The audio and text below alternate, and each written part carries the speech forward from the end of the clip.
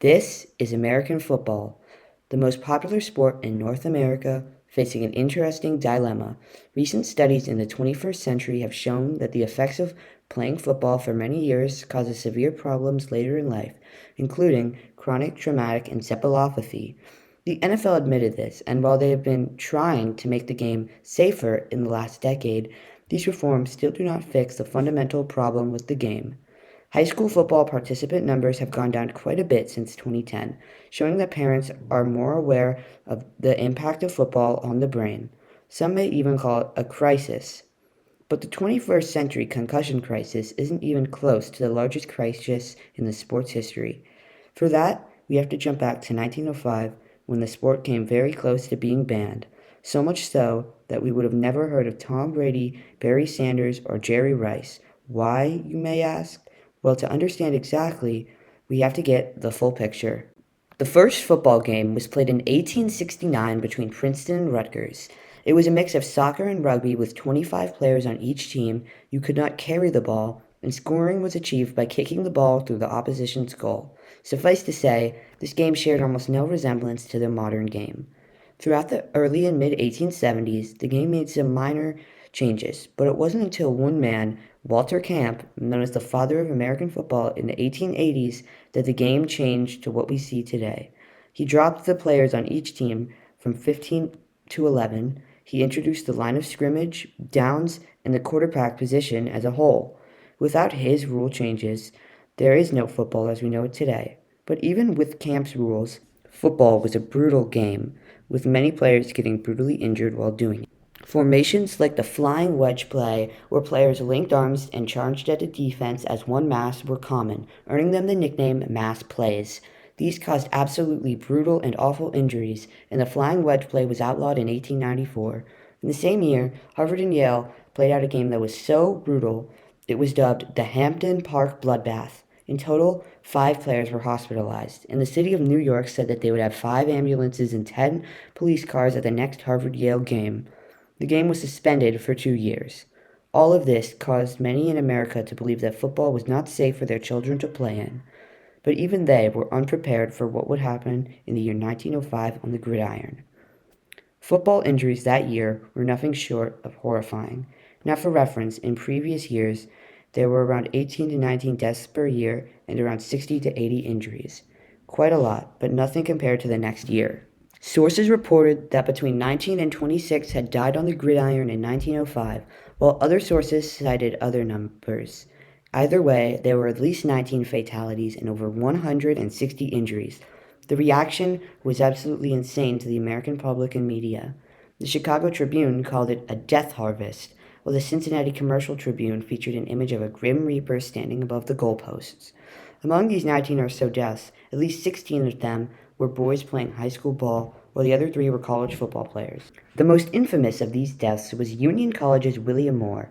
On November 25, 1905, Moore was struck in the head by an NYU player's knee and died from a fractured skull.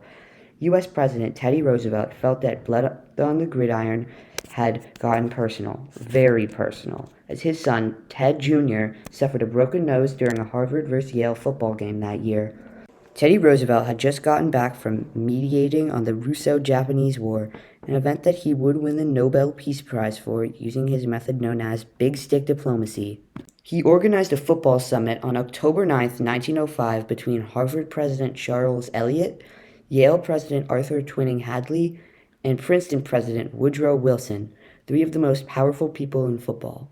In the meeting, Roosevelt gave them an ultimatum: outlaw the game entirely or completely change the rules of the sport to make the game safer. In response, major football schools immediately began trying to change the rules of the game.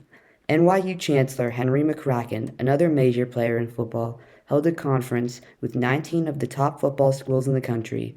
In it, they discussed whether football should be banned or not. They held a vote, and 5 voted to outlaw the game, while 11 voted against the ban. Among the teams that voted in favor of the ban was Columbia University, one of the top football powerhouses in the country, who would discontinue the sport after 1905 for 10 seasons. Although major schools like Columbia wanted to ban the game, the majority of teams did not want the game banned because it was a large money maker for the schools at the time, so it was decided to keep the game, albeit with some major rule changes. A second conference was held in March of the next year, this time including Roosevelt. They discussed what new rule changes should be added, and they created the Intercollegiate Athletic Association of the United States to make rule changes and help the players' safety. Their new rules would be implemented in the following year and were instrumental in making the game safer in the eyes of the American public and media. In the 1906 season, injuries went down tremendously, 11 deaths, 100 injuries, which was only half of the previous year. This was largely thanks to the wonderful reforms made by Walter Camp, Henry McCracken, and the IAAUS as a whole. The seasons 1905 and 1906 were perhaps more different than any other two seasons in the history of football. Now you may ask, what did they add? The short answer is a lot, but the long answer is they shortened the game from 70 to 60 minutes.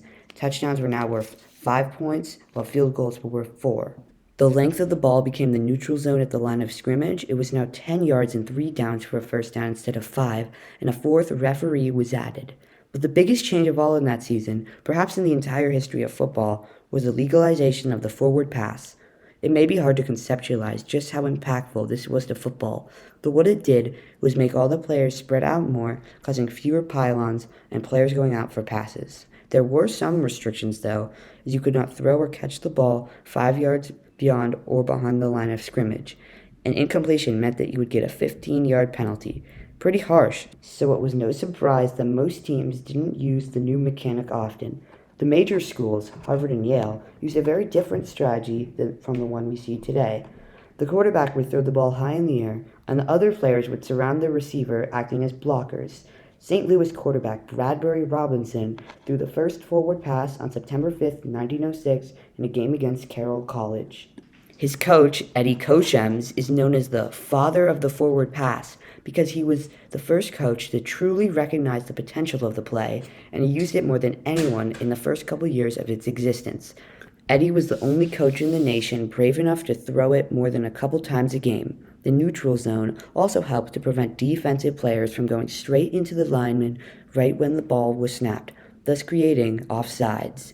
The fourth official was added to prevent teams from choosing their own referees who on multiple occasions had fixed a game so that the school that they were employed by would win. Over the next few years, deaths went down. 11 in 1906 and 1907, 13 in 1908, 10 in 1909, but 1910 brought the death toll back up to over 20 deaths, sparking nationwide outrage as to whether or not the 1906 rules had really fixed the game after all. As a result, the same people who had reformed the game in 1906, other than Teddy Roosevelt, he was out of office at this point, once again stepped in to save the game. They decided to change the name of the IAAUS to the National Collegiate Athletic Association, better known as the NCAA. And oh boy, what a decision it was. They wanted to make themselves feel more like a governing body over the whole of America. They also made some rule changes, mainly regarding the forward pass. The forward pass was limited to 20 yards, and most importantly, the direct pass was legalized, as it allowed the receiver of the pass to receive the pass within 5 yards of the line of scrimmage and in the backfield as well. This dropped the death toll to about 12 to 15 deaths per year, a major step for the safety of football. But still, teams weren't using the pass as much as the reformers had hoped. That was until November 1st, 1913. On this very day in West Point, New York, the sport of football was changed forever, when Notre Dame took on Army in a game that would come to be known as the Air War. Notre Dame quarterback Gus Dorais and lineman/receiver Knute Rockne, yes that one, practiced the pass while working as lifeguards over the summer. They put their skills to use as they used it as their main tactic during the game. Dorais had a wonderful day, going 14 for 17 with 243 yards, with Rockne catching 2 touchdowns, and the Irish coasted their way to a 35-13 win over the Cadets. This revolutionized the game forever, with this being the first time any team tried and succeeded at a scheme so bold. From that very moment on, it was off to the races for the forward pass. Teams began throwing passes more, and with the brand new National Football League in 1920 only increasing use in the pass, football was saved forever. Or was it?